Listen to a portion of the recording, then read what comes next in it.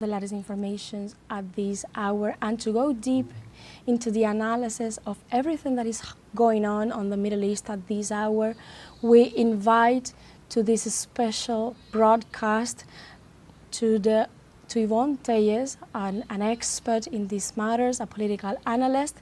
Hi Yvonne, thank you very much for joining us at this hour.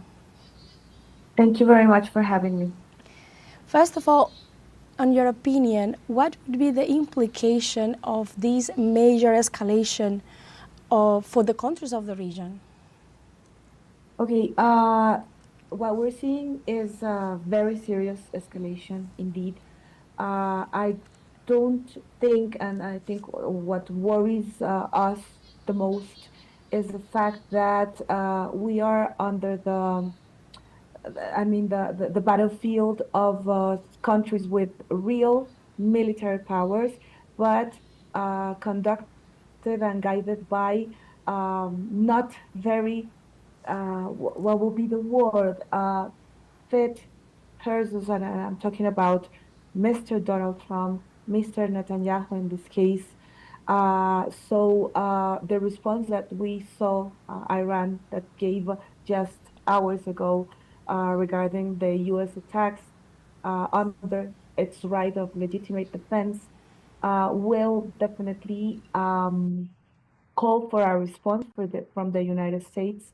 And what could be worrying is how the United States is going to respond, even if under international law, what we know is that states that are under the threat of attack or are under a direct attack um, can use their response in a proportionate way as a legitimate use of the right to defend themselves. However, we can see this from the standpoint of the U.S.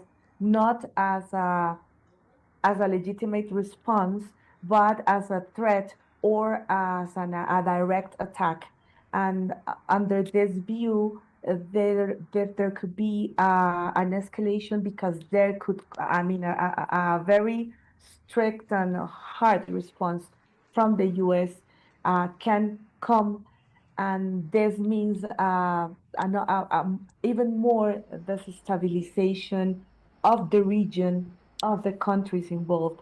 And let's take into account that there's another state that is coming into the spotlight, and that will be Qatar, in the sense that Qatar is the country that has been attacked, not because Iran is attacking Qatar directly, but because the military base of the US was in Qatar. So that means that Qatar will probably have a response to this action. So that means that we have some other countries, some other states enter into this, and this definitely derives us for a very unstabilized situation in the Middle East region.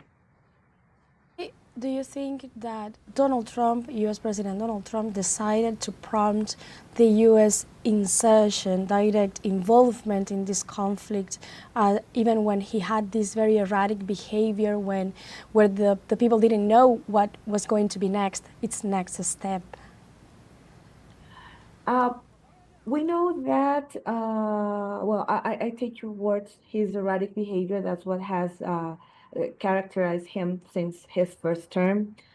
We've seen even more radical actions in this second term, in just this few months that he's in power. Um, that is that what we know is that the attacks that we saw yesterday from the US did not respond to a direct agreement within the Congress of the United States. What we know is that the Democrats were very hard on their opinions regarding the U.S. involvement in this conflict, first of all. And we also know that even Republicans within the Congress were very hard also on Donald Trump's actions. So uh, with that in mind, we don't know if the United States, I mean, Donald Trump will retaliate Iran's actions. And if he does so, we don't know if he's going to ask the Congress for their agreement or their consensus regarding these actions. What I can expect and what we can expect is that probably Donald Trump is going to move by himself. He's not going to ask for any kind of permission or agreement within the Congress. Because we have seen that he has a condition of bypassing even his own domestic law. So what I'm afraid is that the U.S. may retaliate this Iran's actions. That's what I think has everyone under very complete tension, and it's a worrying thing because that could mean even a more drastic escalation of the conflict regarding also the military force that these powers have. Um, so, and we know that the U.S. can definitely endure within military conflict. It has the means, and it has the knowledge, and it has, well, basically one of the most powerful military forces in the world. So I don't know if they're gonna back up. And just think, let's also consider that if Iran um, will accept in a hypothetical idea, will accept to go back to the table of negotiations, that could mean, under the situation that we're facing, a surrender of Iran. And Iran has been deeply affected by this Israel and US conduct. So I don't think Iran is going to take that path because it will not trust the actions of Israel or even the United States. So I don't think that this could we could follow, or at least envision a very close, or in a short term, a probable diplomatic reinstallation of the negotiations. So, in your opinion, this is a conflict that has no end in sight for the moment, and I wanted to ask you, do you think that the world is on the verge of a conflict that could have global dimensions at this point in which we are at? Yes, that's what I'm implying. I do not think that we can see yes, an oncoming solution in a short term. And why is that? Because we know, excuse me for that, we know that this Iran US tension and even Israel involvement uh, has been an ongoing conflict, and this goes back to the 20th century, and with what happened with the deployment of the Shah between before the 1979 Iranian Revolution. I mean, what we're seeing and where I'm implying is that there is a political uh, background for these tensions over here.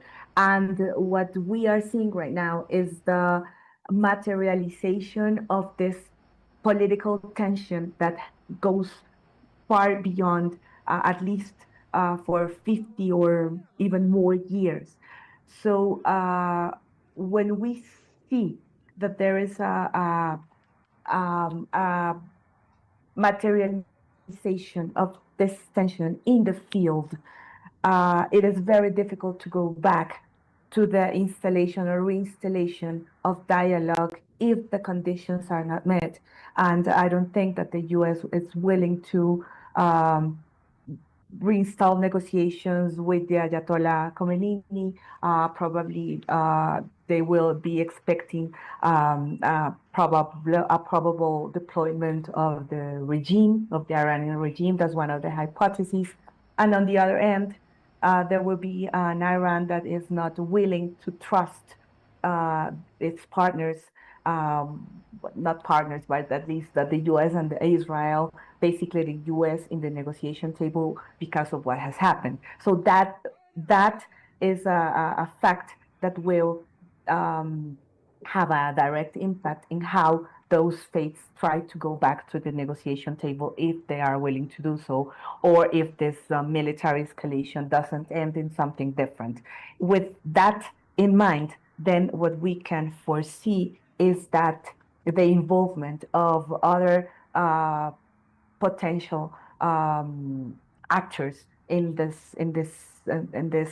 scenario, the involvement of some other countries in this space would mean very, I mean, a probable not just regional, but international conflict if other powers get involved. And that's what we can foresee in a near future if the escalations continue. We can see that probably Iran or Russia will try to back up Iran, in this case, China or Russia, sorry, will try to back up Iran if the escalation continues. So I mean, one thing is completely tangled with the other.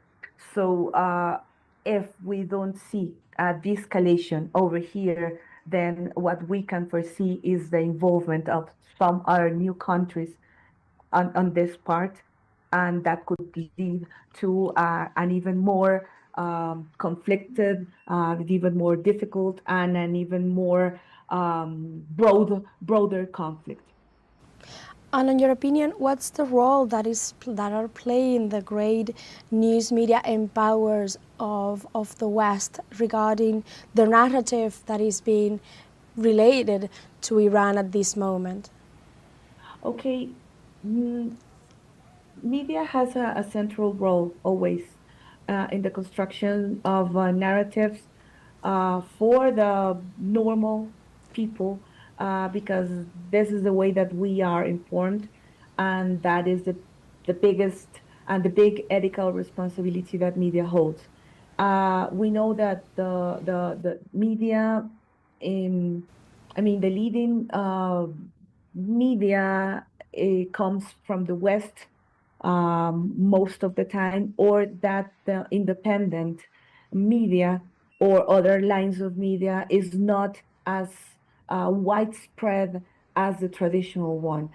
So what this could mean is that we are just building up and constructing and um, nurturing those narratives, those anti-Iranian narratives, and portraying Iran as a world enemy because of the how the construction of this idea of a country that means like a very great risk for the rest of the world. What Iran and I am not going to in this case to discuss what Iran has done or hasn't done regarding uh, their nuclear capacity. But what I'm going to focus is on the actions of Iran. And Iran has not been attacking any other country and has been not deploying a military forces or has been not displaying missiles around the world. It hasn't done so. So in this case, this idea of a risky state that poses a threat to the whole humanity just dissolves because those countries, and I'm talking about the U.S. mainly and Israel, of course, who has these double standards and are talking about the how they are trying to save the world from a terrible threat and uh, underscore their own actions, and this is backed by the traditional media. So with what this does is just build up and reinforce these narratives and these traditional narratives of trying to see Iran as the bad part as the bad guy of the movie, and the Israelis trying to portray themselves as the victims. So I think the media has a very I mean, a direct role here, a central role. in deconstructing and just showing the facts as they are, and showing these actors, because none of them is free of probably some erroneous actions, but that doesn't mean that we can just condemn one action or the other. We have to understand the whole context, and I think what the media and the responsible media has to do is to allow spaces like this where we can be informed beyond what we personally think, but we can be technically and responsibly informed. In the meantime, I mean, this war was started by Israel while it was carrying out a brutal genocide against the people of Palestine, and a genocide that hasn't stopped ever since this new conflict eroded. And I wanted to ask you, do you think that this was a strategy from Israel to invisibilize the ongoing extermination of the Gazan population? Definitely, yes. I think that a highly questioned country like Israel, a highly questioned leader as Netanyahu, facing serious imputations and serious international law and international criminal law charges before the International Criminal Court, just to say some of what we are seeing. And a highly questioned state as Israel, that is facing not just an international condemnation for its actions within Palestine and with the Palestinian people. Um, and the fact also that Israel is even facing some backups from its own people regarding how the Israeli population, some of them, began to question and to start some protests around, I mean, in the Israeli territory, and also I mean, the international community and the international population that what we have seen around the world in probably these last 2 months regarding I mean, regarding the condemnation of Israel's actions. I think that supports the idea that what Israel decided to do was, in a way, to distract its own people and extract the international community from what's happening with this genocide, because that's what it is. It's a genocide with the Palestinian people. So definitely, yes, I think it's a factor that Israel used as a distractor for its own actions within the Palestinian territory. One last question, Yvonne. I wanted to ask you, what are the main solidarity expressions that are coming from Latin America, from Africa, from other continents of the world towards Iran? Well, yesterday in the Security Council urgent meeting that was called, we saw the condemnation of the U.S. attacks on Iran, because it's a grave breach of international law. Also, the fact that the U.S. attacked nuclear uranium facilities within the Iranian territory. That's also prohibited under international law. So we saw that there was an international condemnation, and what has been seen from the rest of the international community is, of course, a condemnation of the acts, because um, even though there can be some tensions and some actions that call for I mean, special measures regarding the conflicts that those countries are facing, that doesn't mean, and nothing justifies the use of force.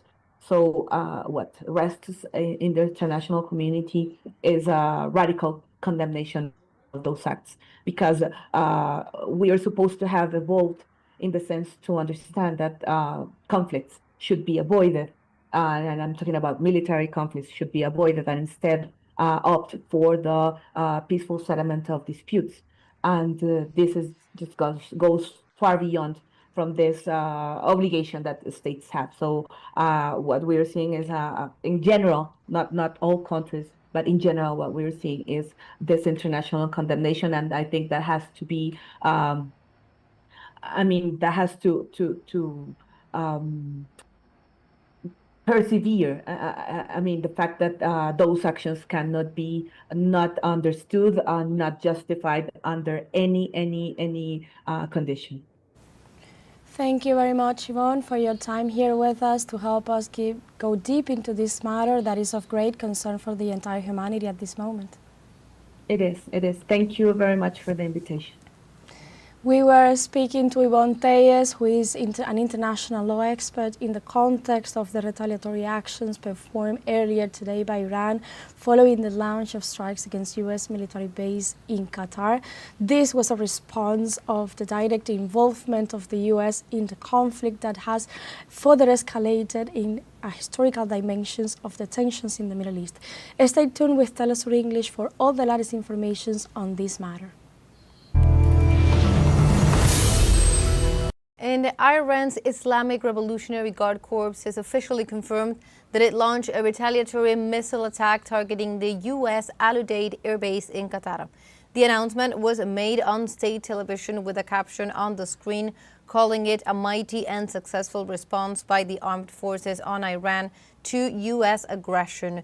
The attack reportedly targeted Al Udeid Air Base, a sprawling military installation used by the Qatari, U.S. and UK militaries. It was not immediately clear whether any incoming projectiles made it through. Qatar said it shut down its airspace temporarily as part of the measures taken to ensure the safety of residents and visitors. The Iranian Supreme National Security Council says that the missile strike against Al Udeid Air Base was away from residential areas in Qatar.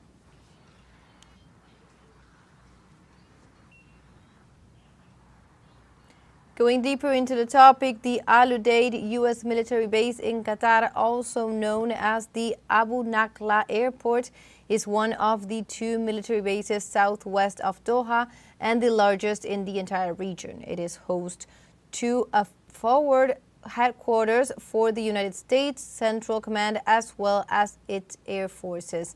The base has been central to past U.S. military operations in Iraq, Syria, and Afghanistan. According to local press reports, the base housed more than 10,000 troops of the international coalition forces against the Islamic State and more than 100 operational aircraft.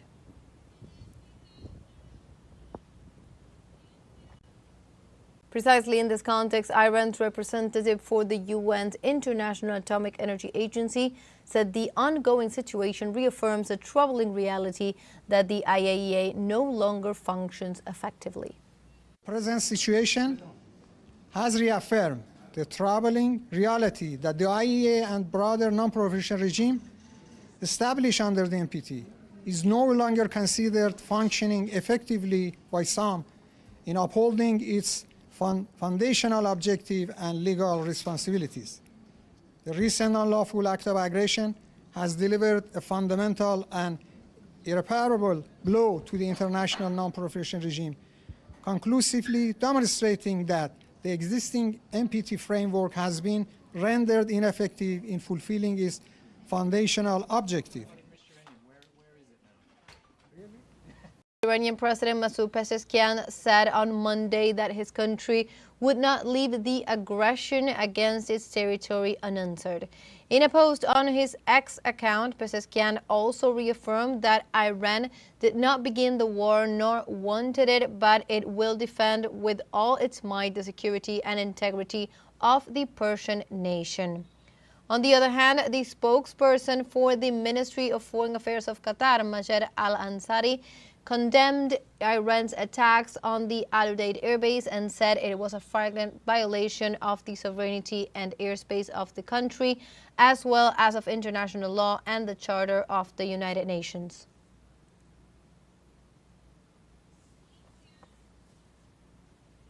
Meanwhile, U.S. President Donald Trump, through his Truth Social Network account, commented on Iran's retaliatory missile attack on the U.S. Al Udeid airbase in Qatar. In the post, the U.S. leader detailed that Iran has officially responded to our obliteration of their nuclear facilities with a very weak response, which we expected and have very effectively countered. There have been 14 missiles fired, 13 were knocked down, and 1 was set free because it was headed in the north-threatening direction. I am pleased to report that no Americans and U.S. citizens were harmed and hardly any damage was done. Most importantly, they've gotten it all out of their system, and there will hopefully be no further hate. I want to thank Iran for giving us early notice, which made it possible for no lives to be lost and nobody to be injured. Perhaps Iran can now proceed to peace and harmony in the region, and I will enthusiastically encourage Israel to do the same. Thank you for your attention to this matter. An Iranian Foreign Minister Abbas Araghchi arrived in Moscow on Monday for high-level talks, including a meeting with Russian President Vladimir Putin. The meeting comes a day after the United States carried out an unprovoked aggression on Iranian soil, targeting 3 peaceful nuclear facilities. The U.S. aggression followed more than a week of Israeli attacks, which began on June 13th with the assassination of senior military commanders, scientists, and civilians, prompting Iran to launch a large-scale retaliatory operation. In this context, upon his arrival in Moscow, Araghchi stressed the importance of the visit, noting that these developments have added urgency and depth to the talks with Moscow, including with President Putin, to discuss joint responses to emerging threats and shared challenges.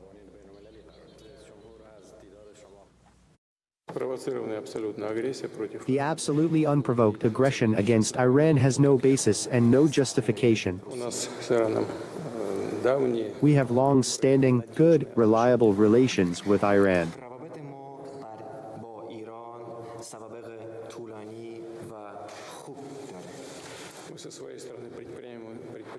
For our part, we are making efforts to provide assistance to the Iranian people.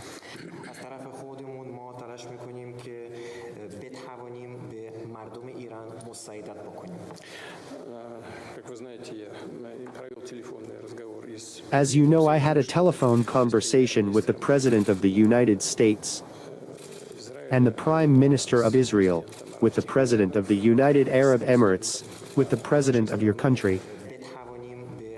The latest information at this hour, and to go deep